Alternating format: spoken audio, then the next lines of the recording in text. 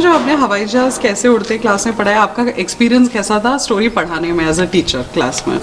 उस चीज़ को जब उन्होंने स्टोरी की तरह पढ़ा, फिर उनके सामने पिक्चर्स थे और फिर मेन बात ये है कि उनके सामने लैपटॉप था, वो लैपटॉप चला रहे थे, तो उन्हें खुद को बॉडी मतलब उन्हें पता नहीं चल रहा था कि हम कहाँ बैठे, एकदम से खो गए वो इस स्टोरी में। हाँ, एरोप्लेन कैसे उड़ते हैं थोड़ा डिफिकल्ट कॉन्सेप्ट है, तो आपको क्या ये सब इतना डिटेल में पता था बुक पढ़ने के पहले? नहीं, मतलब पता इतना ज्यादा डीपली नहीं पता था, मतलब कुछ चीजें पता थी कॉन्सेप्ट की जैसे, पर इतनी मतलब जैसे इसमें डीपली सारी चीजें बताई गई हैं उस तरीके से नहीं था। लाइक हमने स्टोरी से बहुत सारी चीजें मतलब हमें पता चल गई। पहले मैंने खुद उसको पढ़ा, उसके बाद मैंने बच्चों को उनके साथ शेयर की पूरी स्टोरी।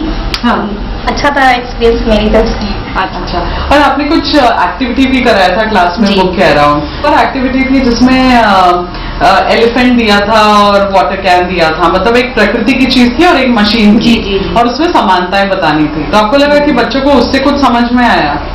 मैम जैसे वो टिड्डा था बना हुआ और हेलीकॉप्टर था, तो उससे बच्चों को समझ आया जैसे टिड्डा उड़ता है तो इस तरह हेलीकॉप्टर भी उड़ता है, टिड्डे के पंख होते हैं तो हेलीकॉप्टर की भी पंखुड़ी होती है, इस तरह से। और उसके वो कुछ नया वो सोच पाए कि किसी और चीज का एग्जाम्पल उनको आया पाया? मैम एक ने बच्चे ने बताया था कि उसको जो होता है ना कनखजूरा, तो बच्चा बस ये सोच रहा था कि कनखजूरे को देख के हमने ट्रेन बनाई है, उसके बाद चलता है, बहुत सारे पैर होते हैं। जी वो बताया उन बच्चों ने।